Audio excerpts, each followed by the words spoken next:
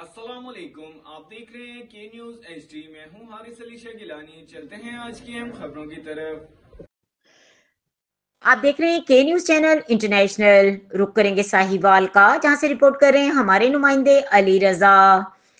راغب علی سید مرحوم سابق general secretary press club Sahiwal کے بھائی سید امتیاز علی شاہ اور Kashif Ali Shah, Syed Wajahat Ali Shah media director Pakistan Canadian community, Syed Haris Ali Shah chief editor Kashif newspaper managing director K news H D international کے چچا سید امتیاز علی شاہ کار ایکسیڈنٹ میں انتقال کر گئے۔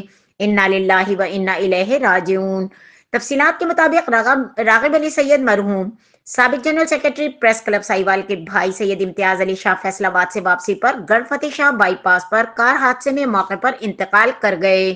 ان کا نماز جنازہ بروز منگل 4 بجے ان کے آبائی قبرستان معائشہ قبرستان میں ان کی نماز جنازہ ادا کی جائے گی۔